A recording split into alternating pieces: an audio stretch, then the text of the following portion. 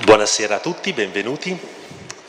Riprendiamo questo nostro terzo incontro, Segni di Speranza, e abbiamo qui con noi il Cardinal Ladislav Nemet, Arcivescovo di Belgrado, e siamo davvero contenti che sia qua con noi. Insieme a invece questo un volto triestino più noto, il pastore Peter Ciaccio, ma poi ci penserà Don Sergio a presentarli. Il desiderio è, in un mondo dove è così facile litigare, invece cogliere che a maggior ragione per la nostra fede siamo chiamati al dialogo, all'incontro e a gettare dei ponti. Per cui Segni di Speranza oggi è soprattutto questa via del dialogo ecumenico e dell'incontro anche tra persone che la storia le ha separate ma che tornano a stimarsi e a incontrarsi. Grazie per aver accolto questo invito, gli abbiamo fatto fare tanta strada e siamo contenti che è qui con noi. Lo abbiamo conosciuto andando in pellegrinaggio con un gruppo di preti a Sarajevo e a Belgrado, e da qui è venuta l'idea di chiedergli se voleva venire a Trieste ad incontrarci di nuovo. Grazie davvero.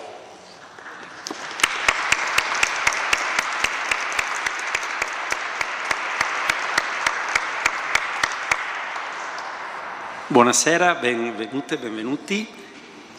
Salutiamo anche i teleascoltatori che seguono da casa questo appuntamento della Cattedra di San Giusto su Tele 4. Un solo corpo e un solo spirito, come una sola è la speranza alla quale siete stati chiamati. Desideriamo, assieme ai cristiani di tutte le chiese, rispondere a questo invito che ci viene dalla parola del Nuovo Testamento nella lettera agli Efesini di San Paolo. Vogliamo essere assieme un segno di speranza, come diceva il Vescovo Enrico, come un solo corpo, sentendo le sofferenze delle membra doloranti di un corpo che soffre per le violenze anche della guerra, e proprio lì dove c'è questa ferita desideriamo assieme, come un solo corpo del Signore presente nella storia, in Europa, testimoniare questa speranza che può venire dall'essere noi come cristiani segni di speranza, di riconciliazione e di pace, a cominciare dalle relazioni tra di noi. In questo giubileo ricorre anche un anniversario molto importante per tutti i cristiani. 1700 anni dalla celebrazione del primo grande concilio ecumenico, quello di Nicea. Nei primi secoli della fede, scrive Papa Francesco, i sinodi si moltiplicarono sia nell'Oriente sia nell'Occidente cristiano, mostrando quanto fosse importante custodire l'unità del popolo di Dio e l'annuncio fedele del Vangelo. L'anno giubilare è un'opportunità importante per dare concretezza a questa forma sinodale che la comunità cristiana avverte oggi come espressione sempre più necessaria per meglio corrispondere all'urgenza dell'evangelizzazione. Tutti battezzati, ognuno con il proprio carisma e ministero, corresponsabili, affinché molteplici segni di speranza testimonino la presenza di Dio nel mondo. Così Papa Francesco nella Spes non confundit al numero 17. Ed è proprio in questo clima ecumenico che qui a Trieste respiriamo da decenni, che desideriamo introdurci a questa serata, in cui, come ci ricordava il Vescovo, abbiamo con noi il Cardinale Monsignor Ladislav Nemet, dal 7 dicembre 2024 Cardinale, è il primo porporato proveniente dalla Serbia, nato nel 1956, di origini ungheresi. Ladislav Nemet entra nella Società del Verbo Divino nel 1976, compie gli studi di filosofia e teologia in Polonia e dopo una ricca esperienza ecclesiale che comprende diversi incarichi nelle Filippine, in Austria, Croazia e in Ungheria come segretario generale della Conferenza Episcopale Ungherese, e nominato vescovo di Zrenjanin in Serbia nel 2008. Dal 2016 è presidente della Conferenza Episcopale Internazionale dei Santi Cirillo e Metodio, che comprende i vescovi dei paesi della ex Repubblica di Jugoslavia. Dal 2021 è vicepresidente del Consiglio Europeo delle Chiese e nel 2022 Papa Francesco lo ha nominato arcivescovo metropolita di Belgrado. Arcivescovo di una comunità cattolica di 300.000 fedeli circa, in tutta la Serbia. Tutta la Serbia 300.000 fedeli. Nella mia arcidiocesi 25.000, per tutta la Serbia 300.000. Ecco, mi piace citare una frase che lei ha detto proprio recentemente al SIR, all'Agenzia di Informazione Religiosa. Esiste un'energia positiva tra i giovani. In questo periodo ci sono state, continuano ad esserci delle tensioni, delle proteste anche guidate dagli studenti in Serbia, ma sapere leggere i segni di speranza lì dal luogo dove si è una parola, un annuncio che il Cardinal Mehmet ci ha detto che questa sera ci vuole aiutare a fare. La ringraziamo con un bel applauso.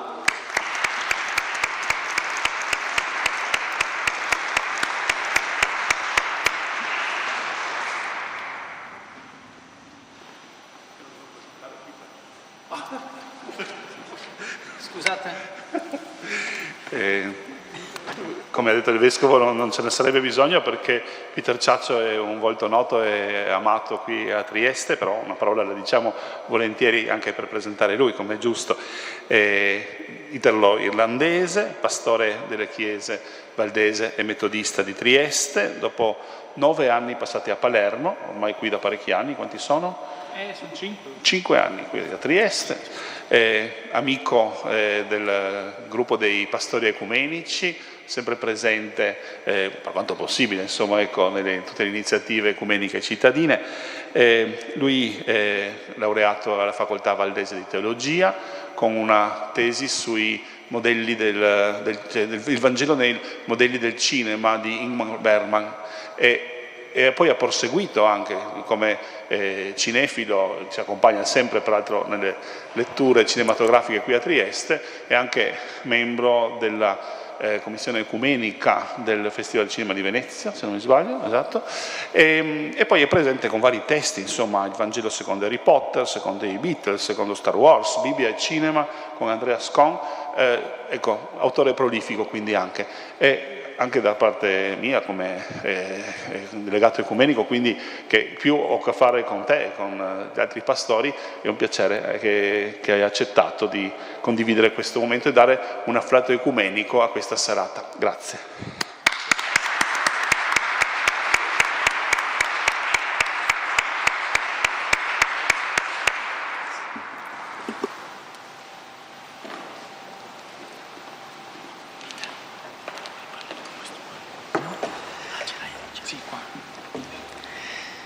Buonasera a tutti.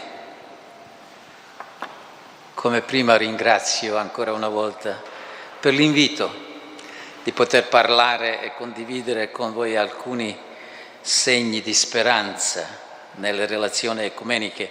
Questo è il tema che mi fu dato e sono veramente felice di poter condividere con voi le mie speranze. Quella speranza che Don Vittorio ha menzionato, Sergio all'inizio, collegata con le proteste a Belgrado dall'inizio del mese novembre dell'anno scorso a Belgrado, e non soltanto da Belgrado ma in tutta la Serbia sono grandi proteste contro la corruzione in Serbia e contro la impossibilità di arrivare a giustizia per le vittime della tragedia di Novi Sad il 1 novembre 2024.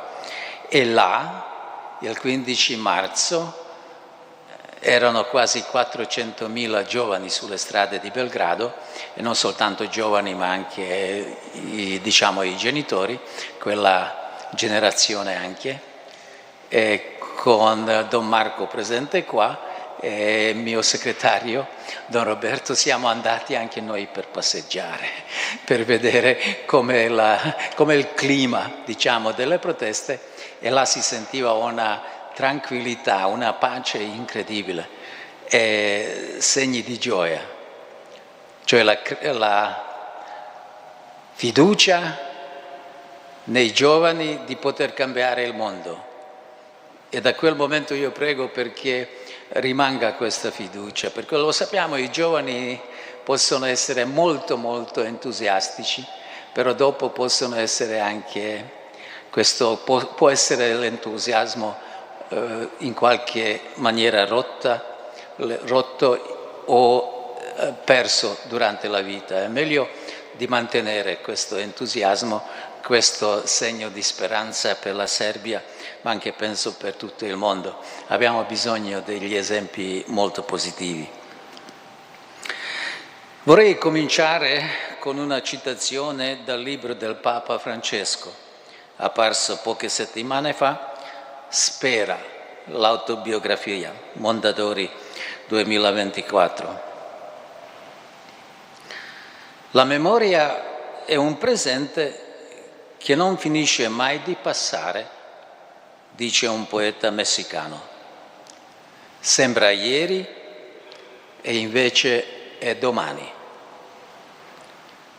Si dice comunemente aspetta e spera, tanto che nel vocabolario spagnolo la parola esperar significa sia sperare sia aspettare.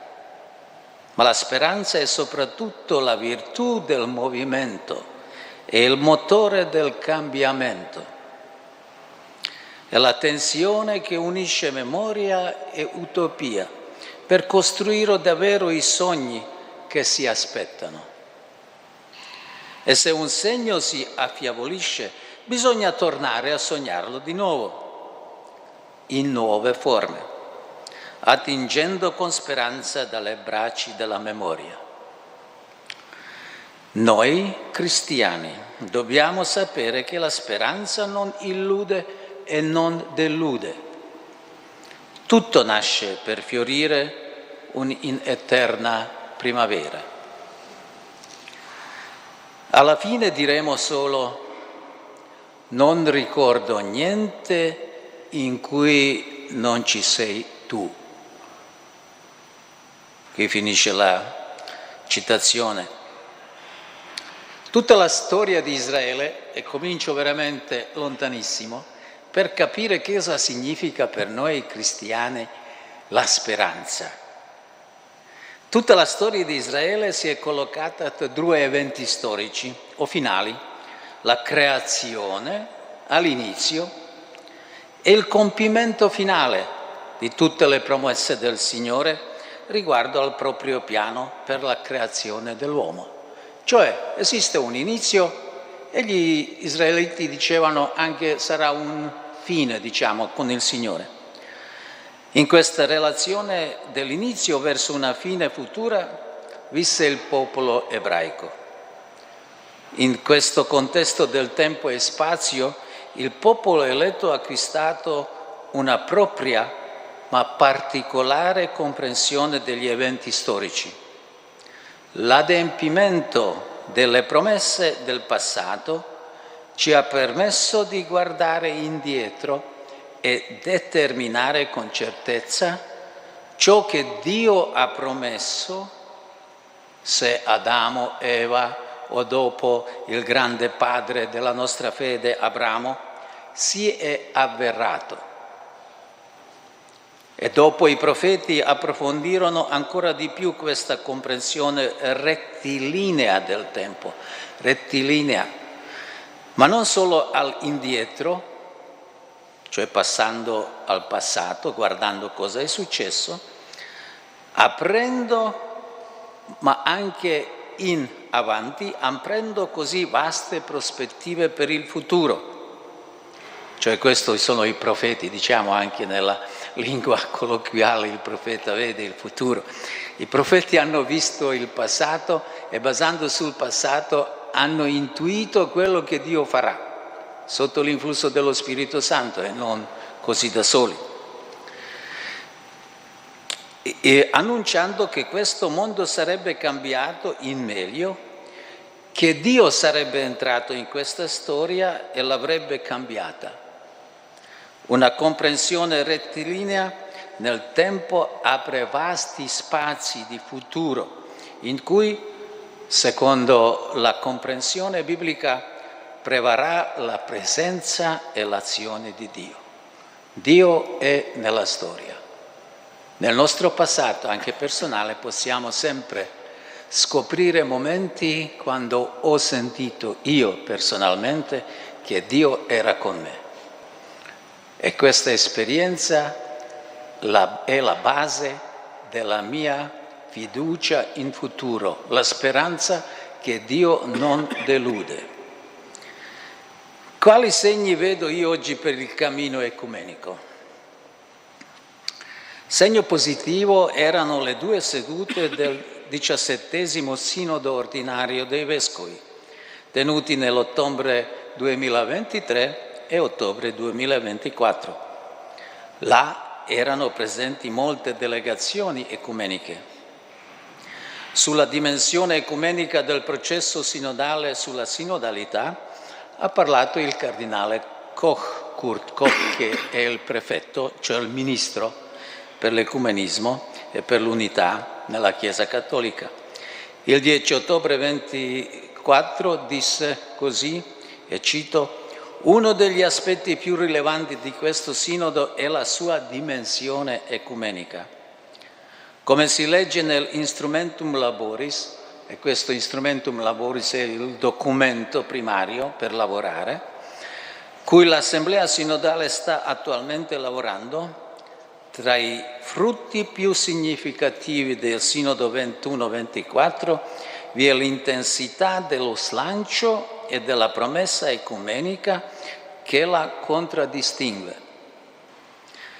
Infatti, la sinodalità è la condizione per proseguire il cammino ecumenico verso l'unità visibile di tutti i cristiani. E dopo, continua Cardinale Koch, vorrei esprimere la mia gioia e gratitudine per la presenza dei delegati fraterni. Quest'anno, parla 24, più numerosi e rappresentando un più largo spettro del mondo cristiano e per la loro attiva e apprezzata partecipazione ai lavori sinodali. Durante la prima sessione del Sinodo 23 erano 14 chiese rappresentate e l'anno scorso 16, cioè un aumento anche se non così grande, però se sappiamo che queste chiese non sono chiese da soli, però ci sono anche associazioni grandi e movimenti mondiali, questo è un segno veramente molto positivo. Cardinale Koch aggiunge ancora la veglia ecumenica, a cui si uniranno molte preghiere locali in ogni continente, si svolgerà domani, l'11 ottobre, anniversario dell'apertura del Concilio Vaticano II, che segnò l'ingresso ufficiale della Chiesa Cattolica nel movimento ecumenico. Quest'anno ricorre anche il 60° anniversario della pubblicazione, nel 1964, della Costituzione conciliare Lumen Gentium e del decreto Unitatis Redintegratio, 2 documenti fondamentali per l'impegno ecumenico della Chiesa Cattolica. Abbiamo sentito 60 anni. 60 anni fa la Chiesa Cattolica è ufficialmente cominciato a lavorare sul serio sull'ecumenismo. Dopo quasi 2000 anni di esistenza, in cui, partendo da Gerusalemme, da 12 apostoli, siamo arrivati a una Chiesa mondiale che si è spaccata 1000 anni dopo Gesù, 1054, che prendiamo come data fissata per quella, apertura grandissima fra Occidente e Oriente, che ancora è aperta come una ferita incredibile, e dopo 1517. E ci volevano centinaia e centinaia di anni di ricominciare qualcosa, per capire sul serio che Gesù ci dice per l'unità. Ha pregato e voglio che siete uni insieme tutti, come Padre mio ed io. Un altro segno positivo si trova nella bolla di indizione del Giubileo ordinario dell'anno 2025. Spes non confundit. Abbiamo sentito il punto 17, Don Sergio ci ha letto. Io vorrei aggiungere ancora un po' di questo testo importantissimo. E cito: il Concilio di Nicea ebbe il compito di preservare l'unità, seriamente minacciata dalla negazione della divinità di Gesù Cristo e della sua uguaglianza con il Padre. Erano presenti circa 300 vescovi che si riunirono nel Palazzo Imperiale, convocati su impulso dell'imperatore Costantino il 20 maggio 325. Dopo vari dibattimenti, tutti con la grazia dello Spirito si riconobbero nel simbolo di fede che ancora oggi professiamo nella celebrazione eucaristica domenicale.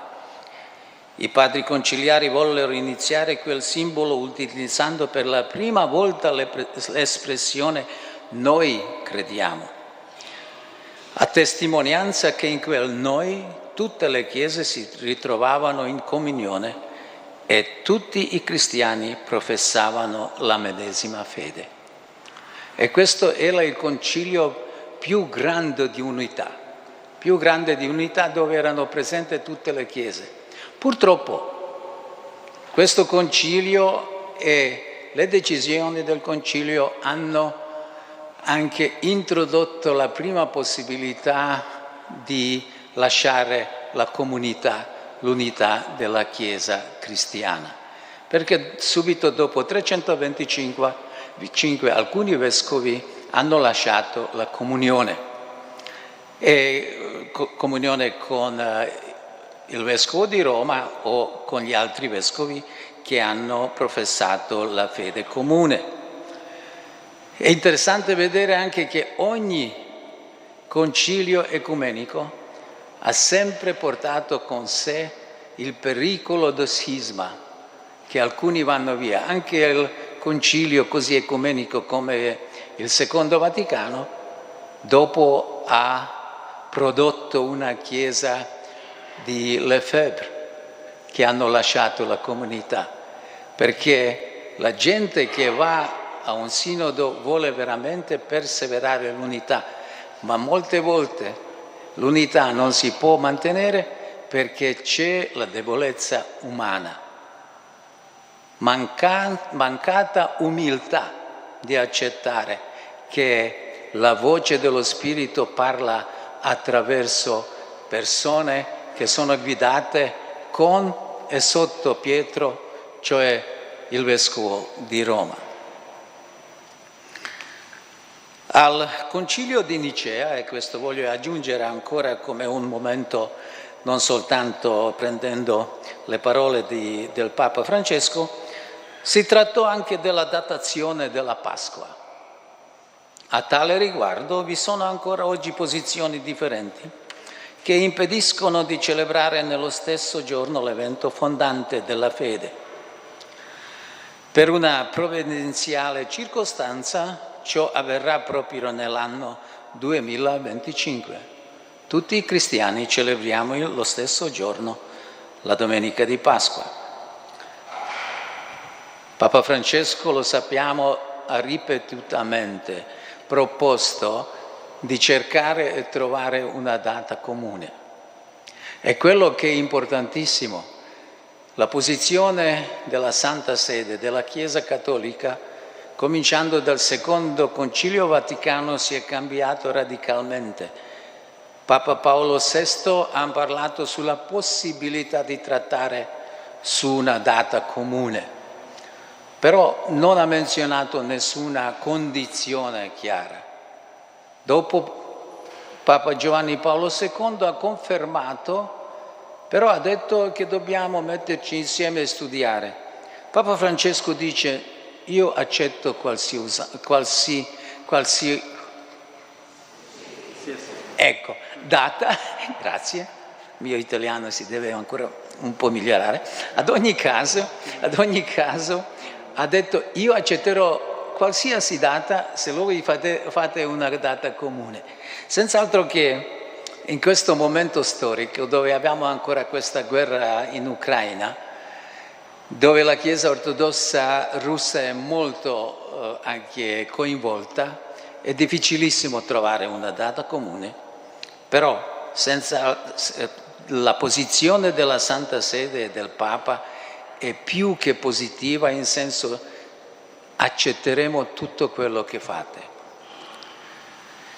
Andiamo avanti. Un nuovo documento, per me un grande segno di speranza per il movimento ecumenico, ha ricevuto molta attenzione e riconoscimento da ogni parte. Nell'estate 2024, il 13 giugno, il Dicastero per la promozione dell'unità pubblicò un documento sotto il titolo Il Vescovo di Roma, primato e sinodalità nei dialoghi ecumenici e nelle risposte all'enciclica Ut Unum Sint.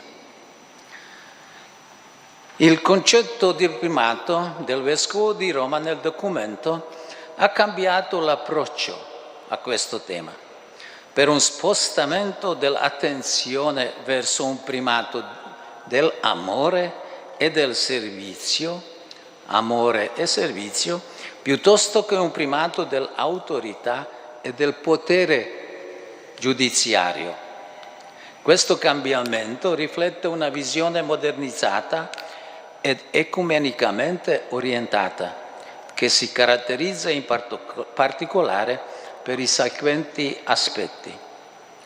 Il primo punto, il primato come servizio invece che come dominio. Gli approcci precedenti, specialmente dopo il Concilio Vaticano I, sottolineavano il primato della giurisdizione del Papa, che gli concedeva la suprema autorità giuridica e l'autorità di insegnamento su tutta la Chiesa. Il nuovo documento pone il primato come un servizio all'unità della Chiesa e non come un dominio gerarchico. Descrive il Papa come un servitore dell'unità e si sottolinea che questo servizio include sia il diritto divino che quello umano. Il secondo punto, la sinodalità come quadro per il primato. Mentre la concezione precedenti spesso ritraevano il Papa come l'unica autorità in materia di fede e Chiesa, il nuovo documento integra la sinodalità come componente essenziale del primato. Ciò significa che il primato deve essere esercitato in stretta collaborazione con l'Episcopato e con l'intero popolo di Dio, creando un rapporto circolare tra autorità e comunione. Autorità, comunione, Vescovo di Roma, Vescovi della Chiesa universale e il popolo di Dio. Questa dimensione sinodale è stata poco presa in considerazione nelle definizioni precedenti. Il terzo punto, prospettiva ecumenica. Il documento sottolinea che il primato deve essere esercitato in modo che possa essere riconosciuto dalle altre comunità cristiane. Esso si propone di superare le tensioni storiche tra la Chiesa cattolica e ortodossa, specialmente, non parlando adesso dei protestanti, diverse chiese protestanti, attribuendo con maggiore forza il primato del dialogo e alla corresponsabilità. Questo è molto diverso dai precedenti approcci dogmatici che sottolineavano principalmente le visioni cattoliche e venivano spesso respinti da altre chiese. E il quarto punto, chiaramenti ermeneutici. Gli approcci precedenti consideravano il primato esclusivamente come un diritto divino, cioè tutto quello che nel primato viene da Dio. Il nuovo documento apporta una chiarificazione ermeneutica, definendo il primato sia come un diritto divino, sia come un diritto umano. Ciò apre lo spazio per una mediazione storico-culturale del ministero petrino e lo rende più compatibile con il dibattito ecumenico. Un piccolo riepilogo in questi 4 punti: approccio precedente, orgoglio papale della giurisdizione, potere supremo e autorità. Nuovo documento e approccio, primato dell'amore e del servizio. Prima, autorità individuale del Papa, adesso autorità nella sinodalità, collaborazione con tutto il popolo di Dio. Approccio precedente, esclusivamente cattolico, il primato, oggi orientato ecumenicamente. E l'ultimo punto, prima era diritto divino, tutto quello che faceva Papa era di diritto divino, oggi diciamo c'è anche diritto umano. Ci sono tante tradizioni umane che non sono veramente divine. Questi cambiamenti mostrano un chiaro movimento verso una comprensione del papato più inclusiva e orientata al dialogo, che è più focalizzata sull'unità e sulla cooperazione. Così posso dire che il documento rappresenta un passo significativo verso una visione rinnovata del papato più incentrata sulla sinodalità e sulla cooperazione ecumenica. Sottolinea il desiderio di una Chiesa unita dal dialogo e dall'azione comune. Vorrei aggiungere ancora un punto che ancora non è, direi così, veramente realizzato, ma sarà realizzato. Il 27 aprile, questo mese, in 4 settimane quasi, a Vilnius, in Lituania, sarà sottoscritta una nuova versione della Carta Ecumenica.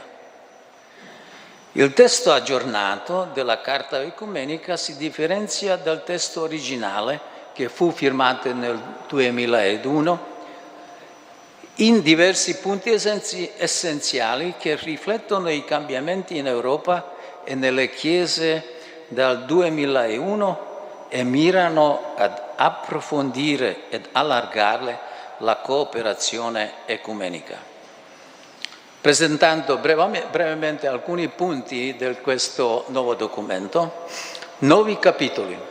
Abbiamo aggiunto nuovi capitoli: pace e riconciliazione. Un nuovo capitolo è dedicato alla promozione della pace e della riconciliazione, temi non trattati esplicitamente nel testo originale. Un nuovo capitolo dedicato alla migrazione. Un altro nuovo capitolo affronta la migrazione e le sfide che essa comporta per l'Europa e le Chiese. Un nuovo capitolo, nuove tecnologie, è stato aggiunto sulle nuove tecnologie e le loro implicazioni etiche. Abbiamo dopo anche trovato posto per un capitolo sui giovani. Il testo aggiornato contiene un capitolo specifico sul ruolo dei giovani nelle chiese e nel processo ecumenico, sottolineando la loro importanza e partecipazione. E dopo, alla fine, abbiamo preso anche un approccio più dettagliato agli impegni, quelli che dobbiamo anche noi fare. Gli impegni sono diventati più dettagliati e specifici per promuovere passi e azioni concrete. Questo include raccomandazioni specifiche e incoraggia le Chiese e gli attori ecumenici ad adattare e implementare la Carta in base ai contesti e alle necessità in ogni delle Chiese. E alcuni temi che erano già menzionati, 2001, sono stati ampliati. Sulla crisi climatica abbiamo scritto un po' di più, povertà, populismo e l'abuso delle religioni. Prima fu menzionato soltanto con una breve fase, adesso si sottolinea di più.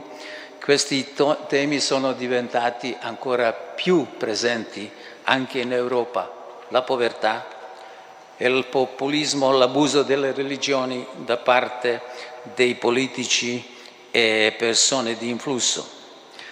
Abbiamo anche ampliato un po' il testo sul dialogo interreligioso, perché vediamo che l'importanza della religione è molto, molto più cresciuta. Vediamo anche in senso negativo quello che sentiamo da Mosca, ma anche in senso positivo quello che sentiamo da rappresentanti delle altre chiese, come Papa Francesco e altri personaggi importanti che parlano sulla pace e non tanto sui problemi con le religioni. Un segno meno positivo si potrebbe trovare nell'elenco delle chiese che adesso sottoscriveranno questo documento. Non ci sarà la Chiesa ortodossa di Russia e di Serbia, due chiese che hanno sospeso il loro membership nel CEC, questa è la comunità delle chiese cristiane in Europa. La Russia l'ha fatto nell'anno 2009, la Serbia nell'anno 2023. Alla fine vorrei dire qualcosa sulla mia vita presente, come vescovo di Belgrado, in una città che quasi 90% è ortodossa. Noi siamo, come ho detto, 25.000, questi sono i 2% quasi, della città, e abbiamo rappresentanti di molte altre comunità, protestanti, la comunità ebraica, e naturalmente sono presenti i musulmani. Nella città di Belgrado abbiamo 2 diverse comunità musulmane. In Serbia, come minoranza cattolica, viviamo fianco a fianco con i nostri fratelli e sorelle ortodossi. Sono convinto che l'unità tra i cristiani non sia solo una questione teologica, ma anche una necessità spirituale. Il dialogo con la Chiesa ortodossa richiede pazienza, rispetto e umiltà. Non si tratta di negare le differenze o di trovare soluzioni rapide. Piuttosto dobbiamo ascoltarci l'uno l'altro e fare passi concreti l'uno verso l'altro. La Chiesa ortodossa condivide molte delle nostre convinzioni, dai sacramenti alla venerazione dei santi, specialmente di Maria. Ma ci sono anche ferite storiche e incomprensioni che devono essere superate. Credo fermamente che l'incontro personale e la cooperazione spirituale possano spesso ottenere qualcosa di più delle sole negoziazioni dogmatiche. Per me, vivere insieme ai cristiani ortodossi è un passo essenziale verso l'unità visibile del corpo di Cristo. Per dire soltanto una piccola esperienza, per il Natale, perché celebriamo sempre, il Natale è sempre diverso. Noi celebriamo il 25 dicembre, i cattolici e gli ortodossi il 6 gennaio di sera. E normalmente io vado, quest'anno siamo andati con Don Marco, che è il mio vicario generale, e siamo andati per la liturgia. E dopo, verso le 2:15, quando hanno finito la liturgia, il patriarca ci invita sempre per una, diciamo così, piccola cena. Però dobbiamo prendere sul serio, perché gli ortodossi per 40 giorni fanno digiuno, così questa piccola cena diventa grandissima cena e finisce verso le 4, un po' di più. Ad ogni caso, Siamo stati là con Marco e il patriarca ha chiesto a uno dei presenti di cantare per noi cattolici un canto.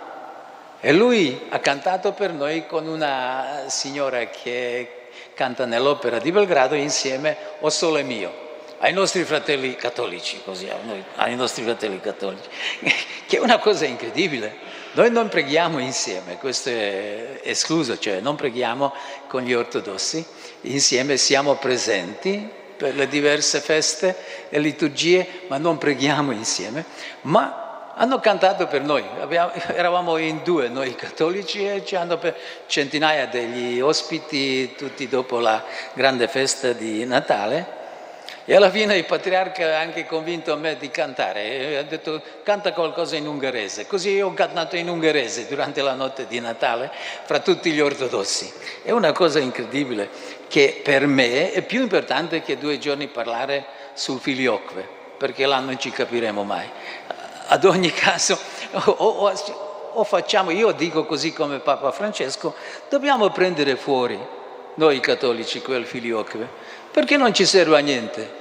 Nessuno di noi ha capito se figlio Gesù viene da padre o lo Spirito Santo viene dal padre e dal figlio o soltanto dal padre. Chi lo sa? La Trinità lo sa e basta così. Per noi altre cose non ci sono importanti.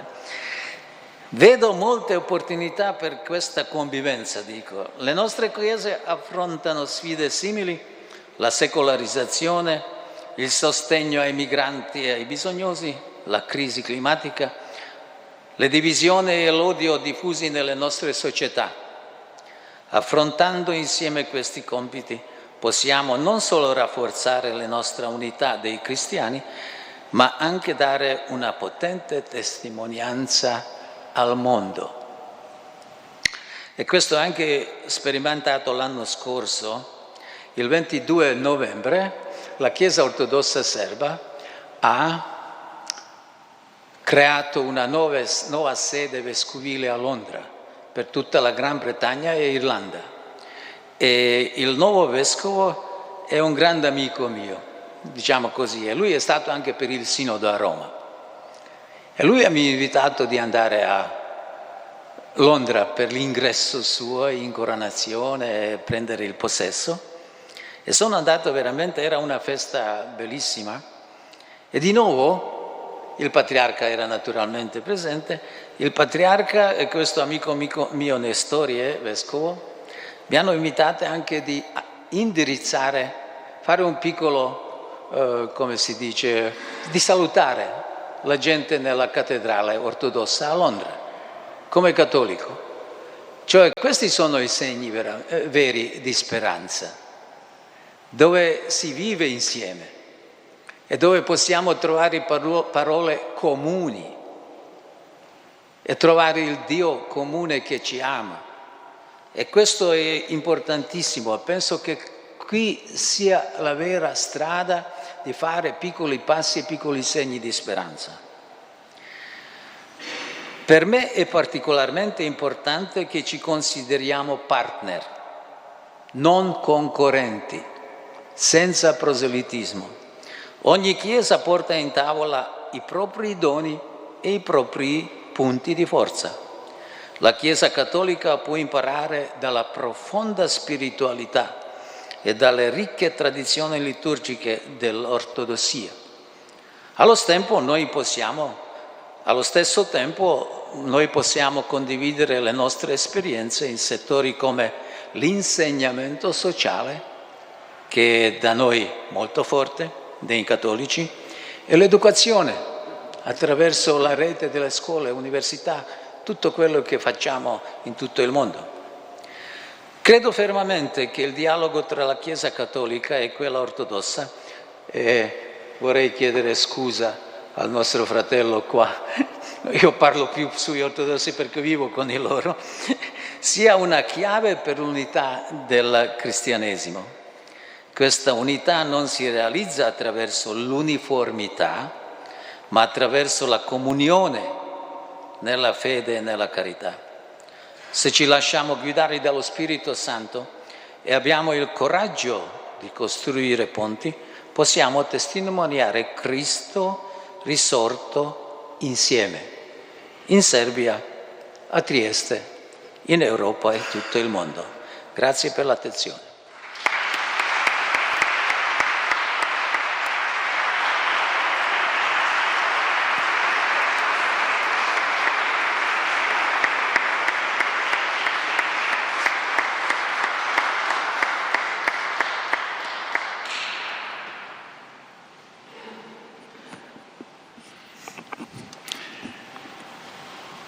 Buonasera e grazie di questo invito. Anch'io volevo menzionare alcuni segni di speranza ecumenica questa sera e poi ci sono un paio di punti su cui vorrei reagire rispetto a quello che ha detto l'Arcivescovo. E sono molto contento che ha nominato la Carta Ecumenica, era il mio primo punto. La nuova edizione della Carta Ecumenica, e io ero tra i 100 giovani presenti a Strasburgo nell'aprile del 2001, quando è stata varata la prima Carta Ecumenica.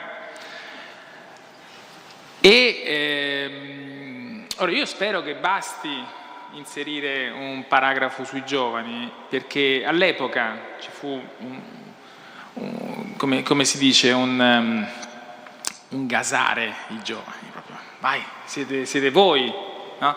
Siete voi talmente gasati, siete voi il futuro dell'ecumenismo, che la pastora Elfriede Dörr, luterana rumena, disse no, noi non siamo il futuro, noi siamo il presente dell'ecumenismo.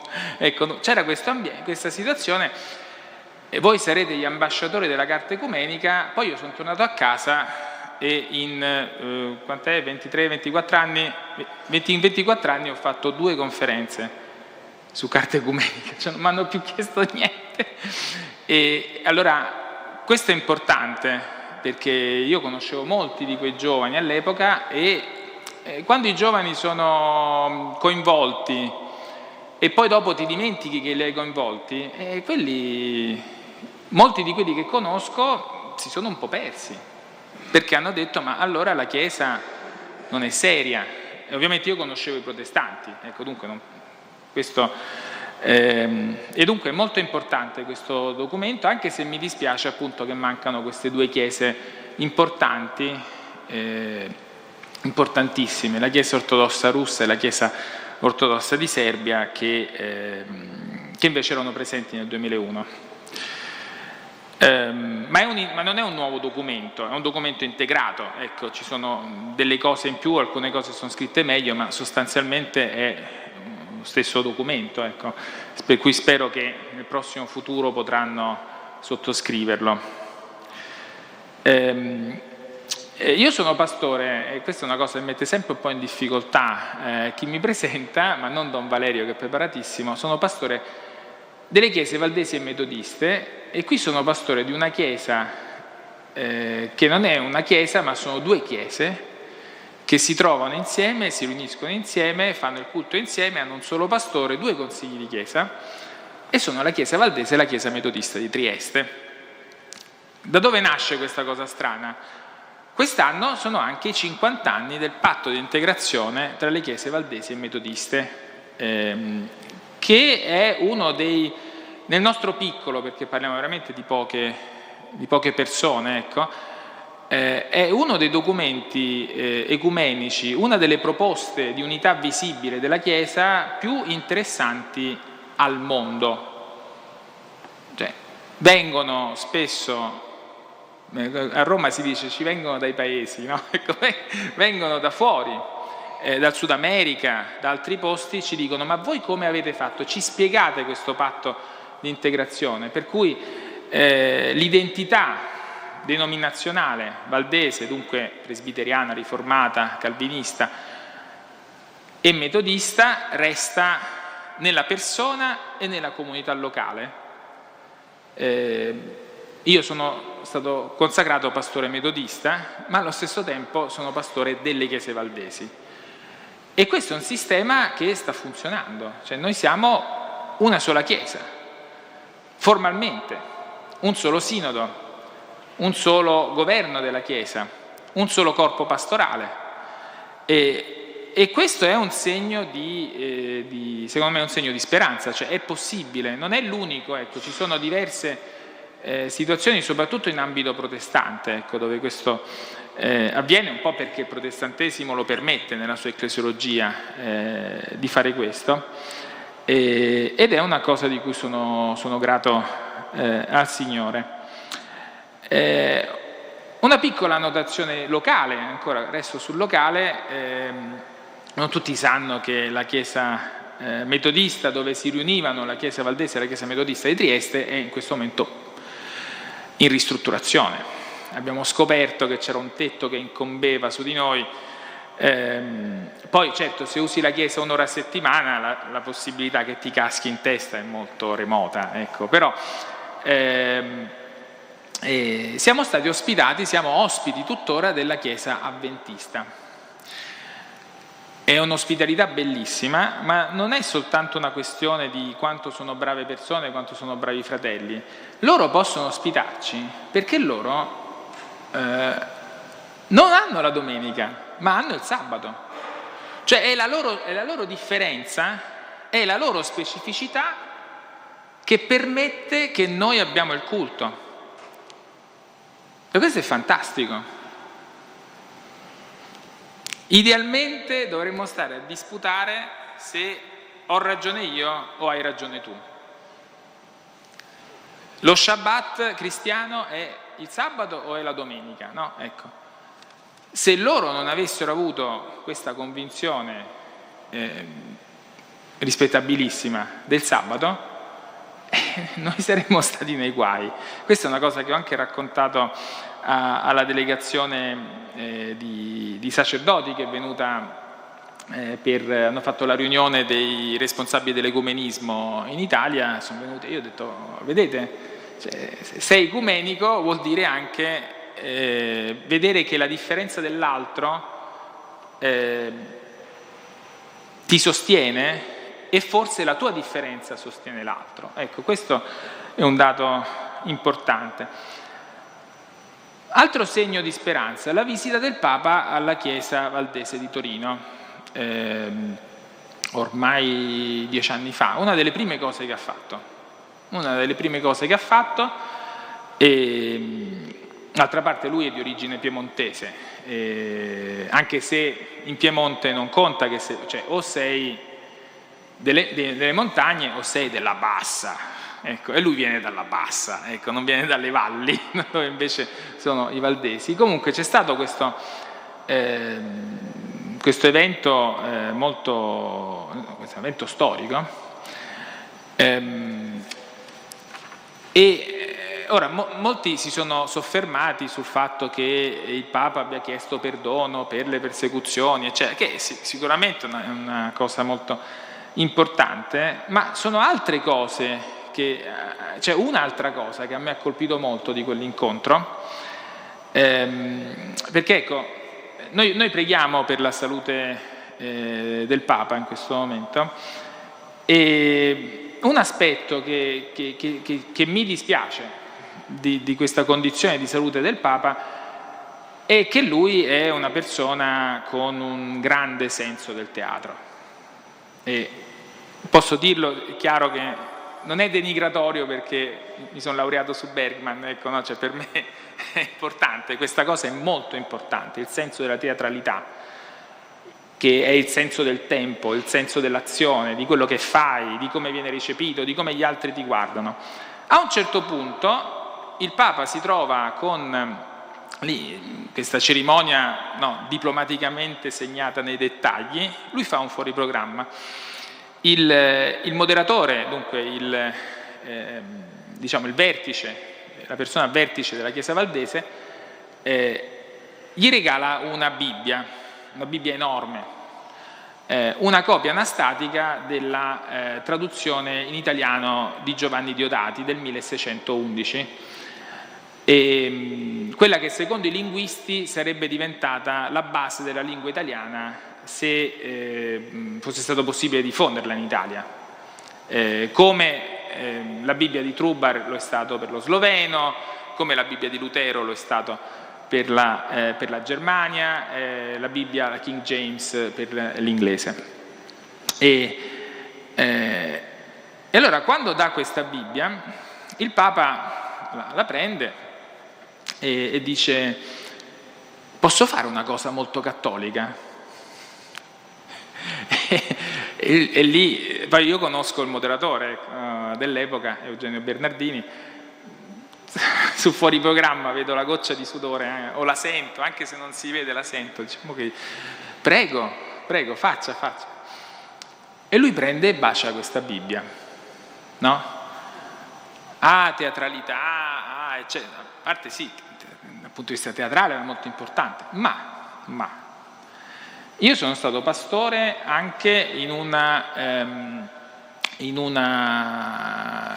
piccola chiesa di paese, un villaggio di 2000 abitanti dove 100 erano valdesi, e c'era storicamente c'è sempre stato qualche problema tra cattolici e valdesi in quel posto, e le sorelle più anziane della chiesa mi raccontavano come loro soffrissero del fatto che non potessero parlare della Bibbia con le loro amiche cattoliche al paese, perché la Bibbia dei protestanti è praticamente il diavolo, ecco, questo.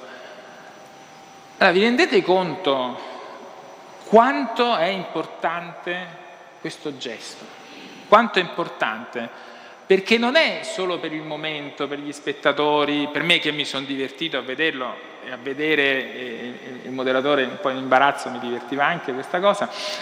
No, è importante per le persone, perché alla fine noi siamo al servizio delle persone.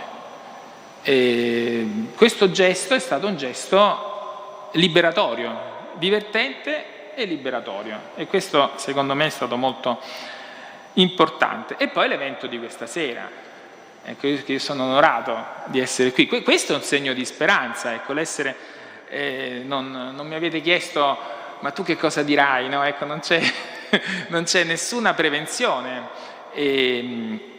c'è semplicemente l'accoglienza, la voglia di ascoltarsi reciprocamente, ecco. Questo oggi in cui le persone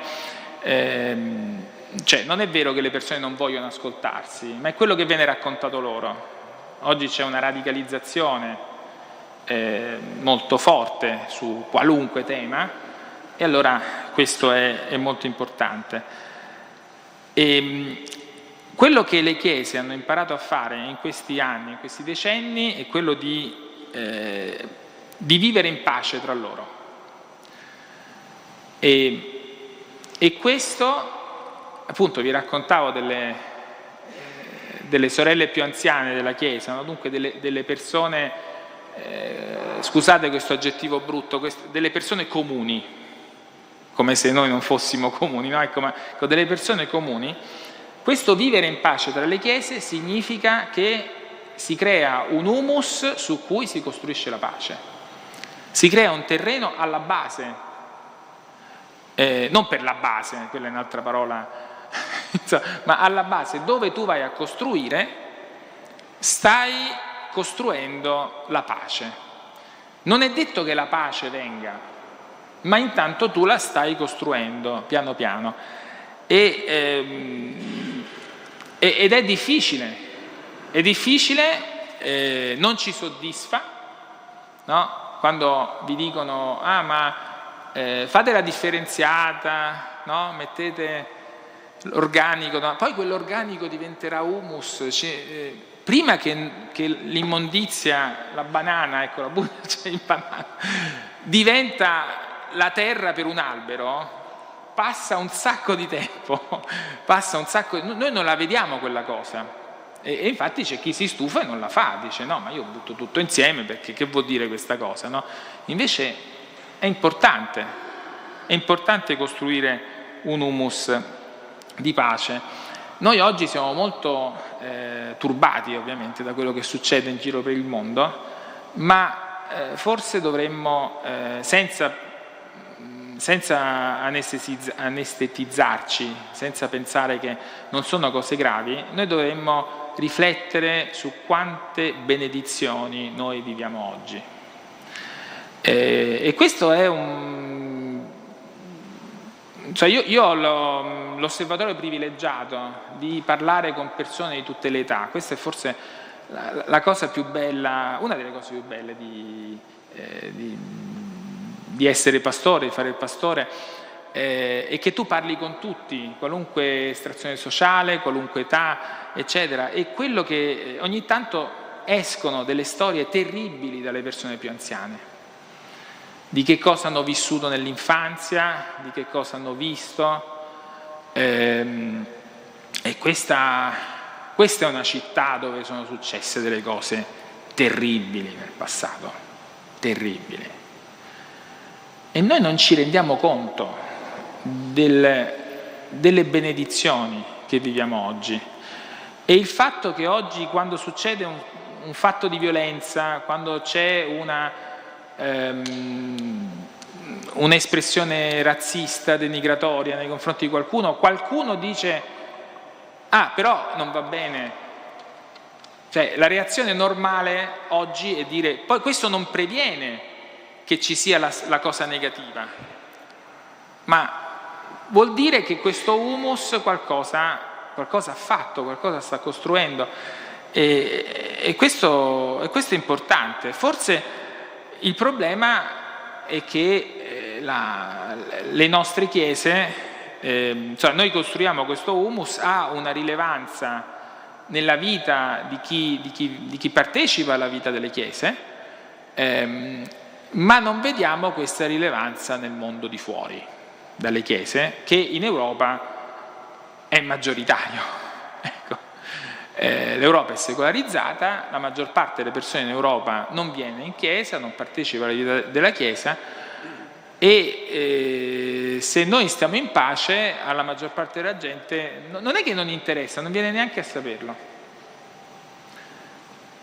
E questa forse dovrebbe essere la domanda, cioè sulla rilevanza. Com'è possibile che se facciamo qualcosa di buono, se viviamo qualcosa di buono, questo non ha una rilevanza nel mondo intorno a noi, mentre se facciamo,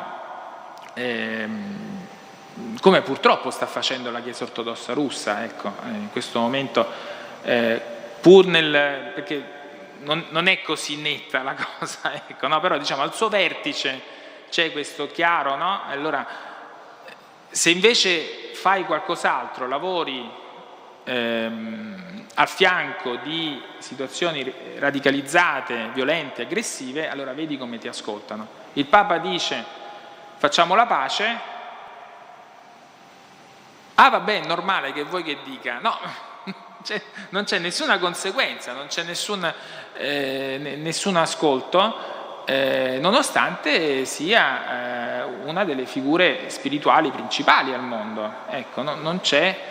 E questa è veramente una questione che dovrebbe preoccuparci. Allo stesso tempo la nostra speranza, come ha detto l'Arcivescovo, è in Dio, non è nelle chiese. Quando le chiese fanno bene è perché c'è lo Spirito che agisce nelle chiese, non è assolutamente nelle nazioni. Ma la nostra speranza è in Dio, ed è in un Dio che agisce nella storia. Questo è quello che ci hanno insegnato le scritture, questo è quello che ci hanno insegnato le persone di fede, l'alcolizzato che ti dice, l'ex alcolizzato che ti dice: io non bevo più perché Dio ha agito nella mia vita. E tu non puoi sindacare, è successo, no? C'è un Dio che interviene nella storia. E questi insomma sono i segni di speranza. E poi volevo dire un paio di cose sulla questione del primato. Allora, diciamo, io come pastore faccio un po' da mediatore con la comunità. Diciamo, la comunità è molto meno ecumenica di quanto di solito non lo siano i pastori. E questo è normale, non è perché il pastore è quello che viene da fuori, è quello che porta le storie nuove, è quello che ha studiato, ma perché c'è bisogno di studiare? No, no, abbiamo sempre fatto così, la comunità ti dice abbiamo sempre fatto così, va bene così, no? Ecco.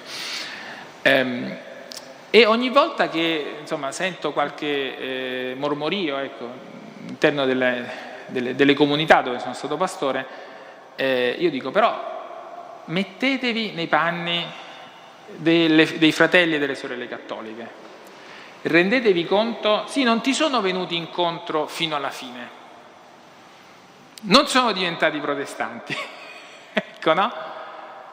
Ogni passo, ogni rinuncia o mediazione o ricalibrazione è un grosso sforzo e io voglio credere che sia uno sforzo di amore e dunque va accolto,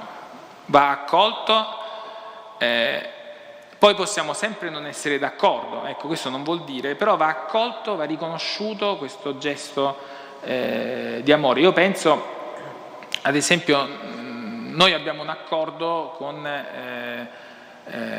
la Conferenza Episcopale Italiana per i matrimoni tra valdesi e metodisti e cattolici. E io quando lo leggo, sapendo cosa dice la Chiesa Cattolica nel diritto canonico, io dico, ma vi rendete conto a cosa hanno rinunciato per venire incontro a queste famiglie? Ma sì, lo so, volevi di più, vuoi sempre di più, ma lì c'è un grande passo, lì c'è un grande riconoscimento, c'è questo passaggio in cui c'è scritto non c'è più l'obbligo, per esempio, non c'è l'obbligo dell'educazione dei figli alla religione cattolica, no? Ma c'è scritto, sostanzialmente è scritto che è riconosciuto, cioè c'è una responsabilità dei genitori di trasmettere la propria fede ai propri figli, perché i genitori ai figli trasmettono il proprio universo di valori. E dico, però, questo è un passo enorme, enorme, e dunque questo va accolto con amore. Il problema però è che nelle nostre chiese la questione del primato non neanche si pone. Ecco, il ministero del primato non è un argomento di discussione. Per quanto possa sembrare strano, forse è una nostra illusione, ecco, ma noi viviamo bene senza questa. E non solo, se il primato, il ministero petrino è un elemento identitario molto forte nella Chiesa Cattolica, è impensabile pensare alla Chiesa Cattolica senza il Papa, e non sarebbe neanche giusto. Quando mi chiedono ma che vuol dire che sei protestante? Qual è? Allora, cominci a dire no, ma allora, noi non abbiamo mediatori l'unico mediatore è Cristo, e ti guardano,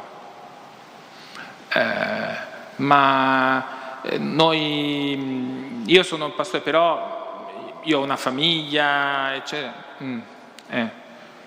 Non capiscono. Non ho il Papa.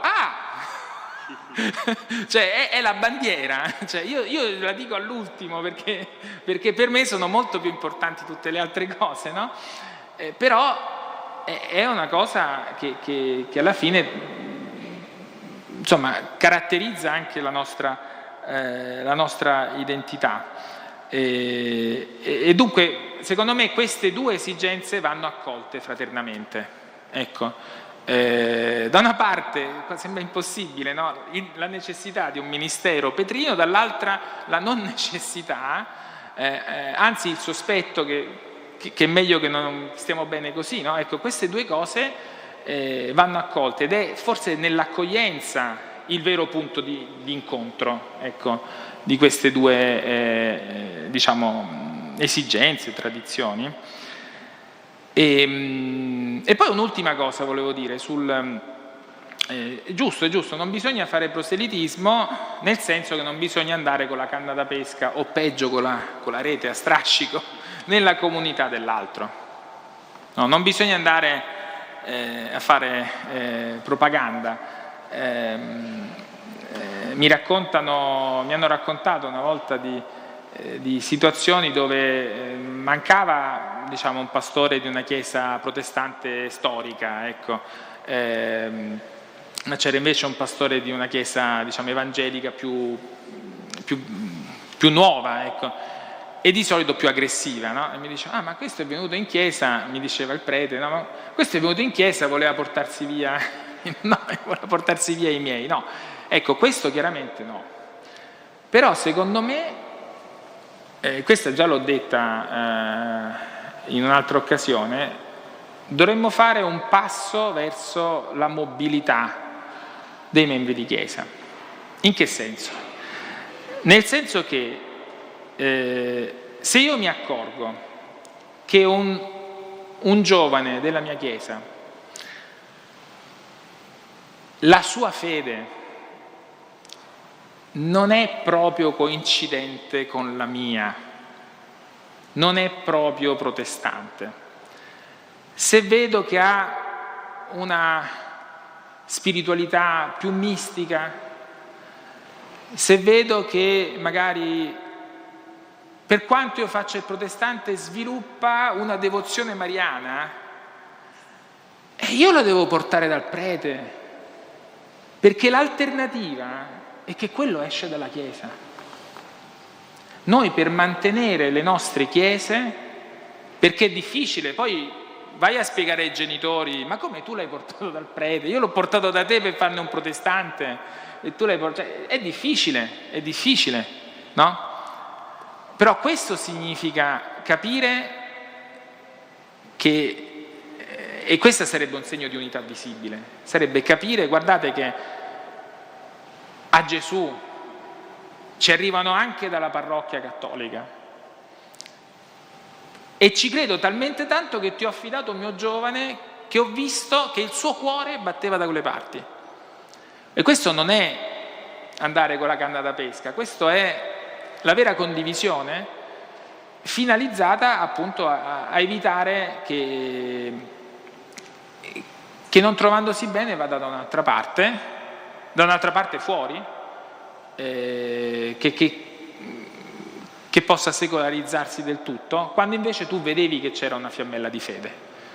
Ed è lì dove le nostre identità sono di ostacolo non solo all'unità, ma sono d'ostacolo proprio all'evangelizzazione, alla testimonianza cristiana. Però ecco, questo secondo me dovrebbe essere un punto, questo sarebbe veramente un segno di speranza, che vai tranquillamente. Ovviamente io li manderei da Don Valerio, no? Che ci conosciamo di più, gli dico: mi raccomando, ecco, no? E questo secondo me sarebbe importante. E la risposta al proselitismo, ecco, a questa... No, guarda, noi non abbiamo bisogno di proselitismo, perché se questo ragazzo è cattolico te lo porto, se questo ragazzo è protestante te lo porto, no? Ecco, questo secondo me sarebbe una soluzione, forse utopica, però in un tempo di ideologie, forse un po' di utopia ci piace, ecco, è meglio che ce la teniamo. Grazie.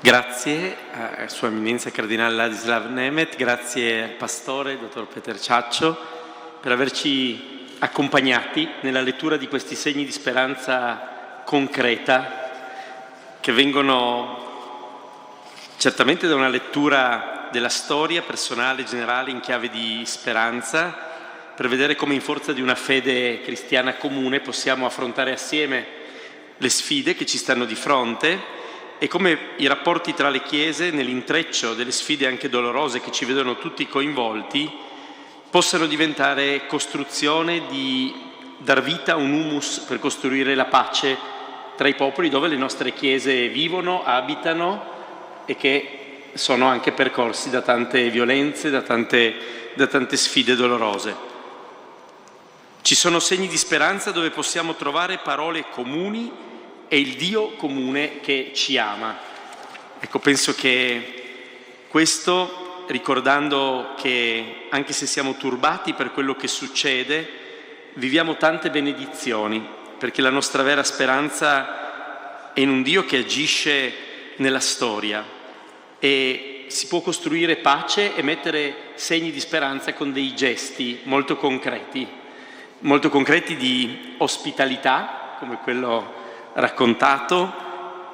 Diceva padre Paolo Dall'Oglio che l'ospitalità è il nome della relazione con Dio e con gli altri, e penso che questo possa essere un bello stile per poter costruire, essere noi risorsa di pace con i rapporti tra le confessioni cristiane che viviamo, facendo anche segni che comportino rinunce concrete, ma anche passi liberanti per la fede cristiana che non vada perduta né nei giovani né negli adulti che vanno coinvolti in questi processi. Grazie, e adesso ci diamo qualche istante, qualche minuto di raccoglimento per meditare un po', elaborare quello che abbiamo ascoltato.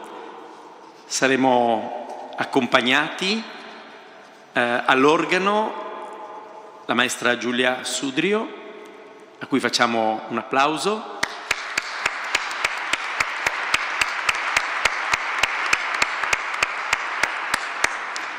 Che eseguirà un brano di Felix Mendelssohn Bartholdy, l'adagio dalla sonata seconda in do minore, opera 65, numero 2 per organo.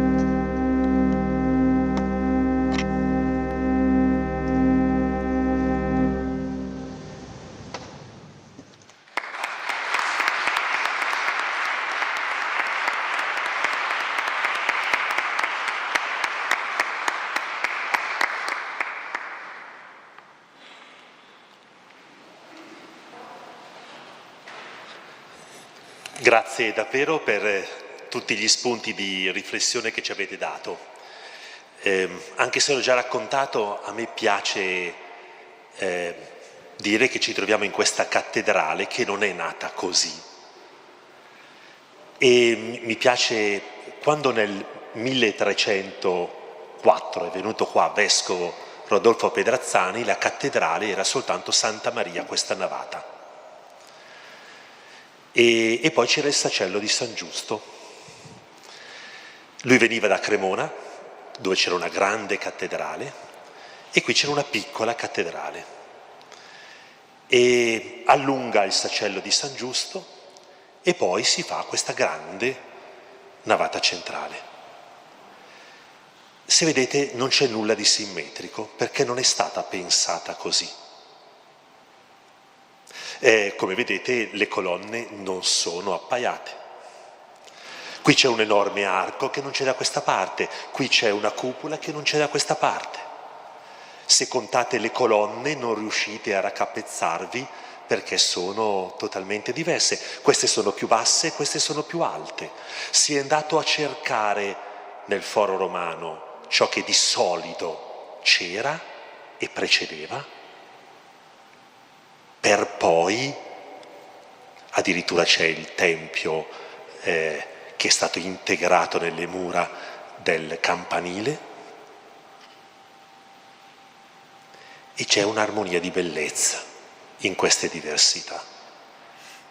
E questo vale anche per la Chiesa Cattolica, che non possiamo pensarla come qualche cosa in cui costringiamo tutti ad avere un'unica spiritualità, un unico modo di pregare. E a maggior ragione segni di speranza quando ci riconosciamo animati da questa ricerca di Dio, da questa passione di un Dio che ci salva, di un Dio che ci ama, di un Dio che ci viene incontro, di un Dio vivo che ci parla ancora. L'idea anche di chiamare l'arcivescovo di Belgrado era: noi ragioniamo come cattolici qui, che siamo la comunità religiosa di maggioranza, e facciamo ecumenismo con le piccole altre chiese magari. E invece lui viene da un'esperienza cattolica, ma è al contrario, una piccola chiesa cattolica dentro una grande comunità ortodossa. Per cercare un po' anche di ascoltare, di vedere esperienze diverse, ma tutti sempre appassionati dall'unica grande verità che è l'amore di Dio che ci parla ancora.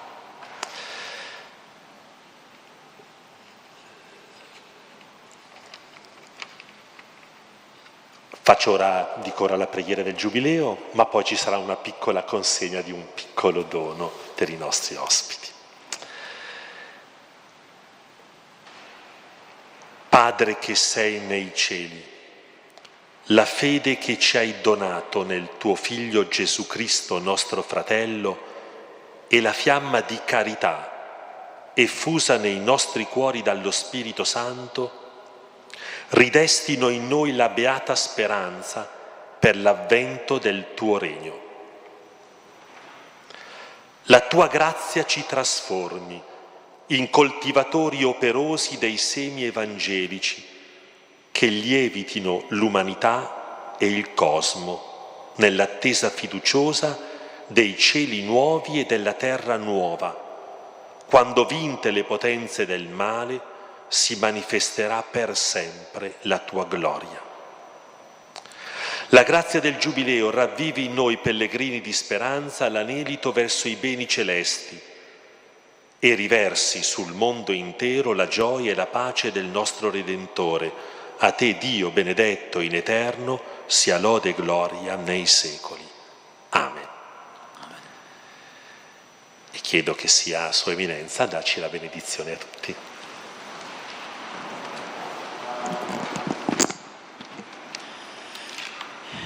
Il Signore sia con voi. E con il tuo spirito. Ci benedica il Dio Onnipotente, il Padre, il Figlio e lo Spirito Santo. Amen. Grazie per questa bellissima serata. Grazie di cuore a voi.